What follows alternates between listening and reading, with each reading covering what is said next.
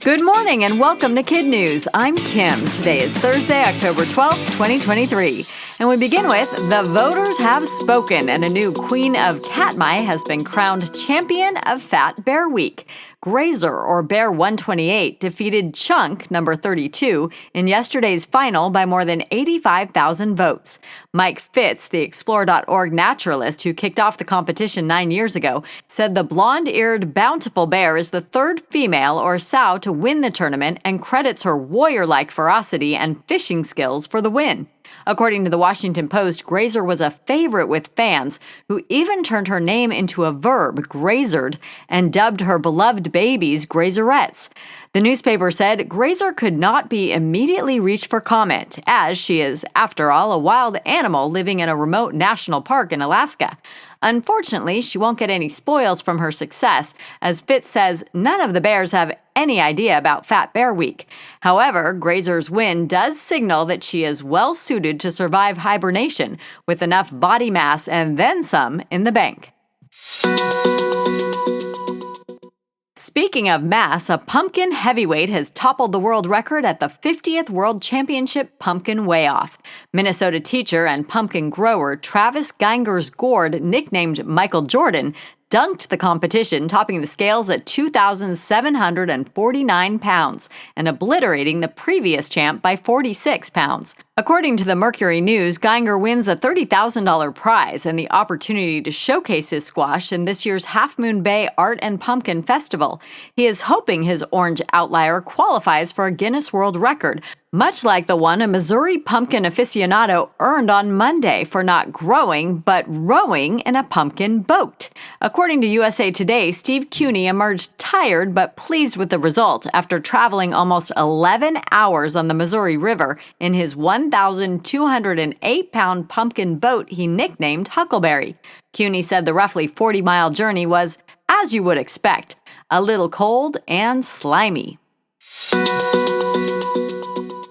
A rare type of annular solar eclipse will grace the skies above North, Central, and South America this weekend.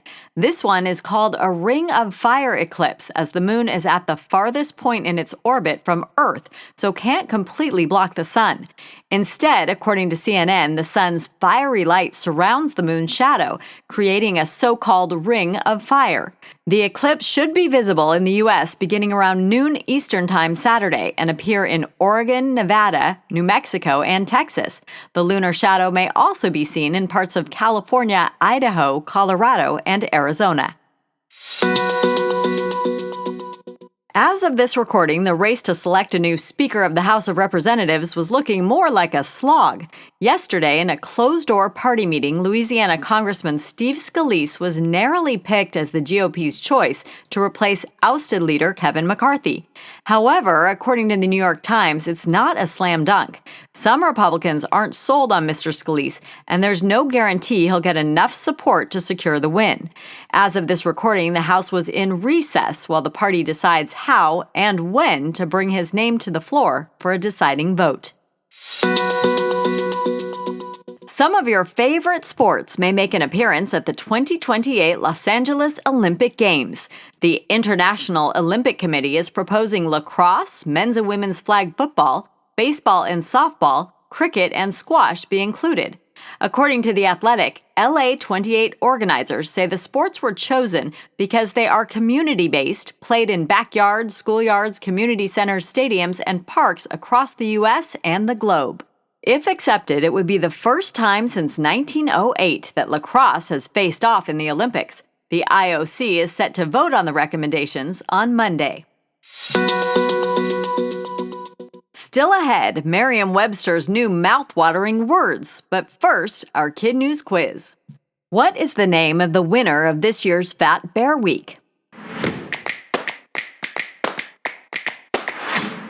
Grazer. How much did the new World Pumpkin Championship winner weigh?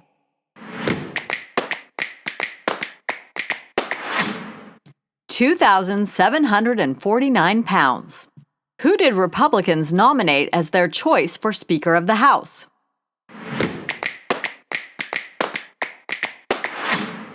Louisiana Congressman Steve Scalise.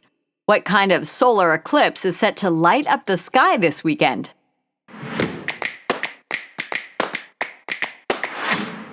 Ring of Fire. In today's Kid News Kicker, the Merriam-Webster dictionary added a whopping 690 words and phrases at the end of last month, and one whole section is related to food. Among them, bussin', which according to Today means delicious or tasty. Smash burger is a hamburger patty that is pressed thin onto a heated pan or griddle while cooking. And chefy is a characteristic befitting a professional chef. Some are not necessarily culinary words, but can be applied to the food world, such as mid, meaning so-so, inspired by the TikTok hashtag #FoodWasMid, and grammable, which means suitable to be posted on Instagram, whether food or otherwise. Before we go, shout-outs to our Kid News classrooms. Mrs. Perkins' Eagles at Central School in Greencastle, Indiana. Mrs. Woodruff's Cougars at Cross Country in Stromsburg, Nebraska. And Mrs. Crimming's Bearcats at Stewart School in Aledo, Texas. Thanks for listening. Please rate, review, subscribe, and share Kid News with all your friends and family. We'll see you back here for more Kid News tomorrow morning.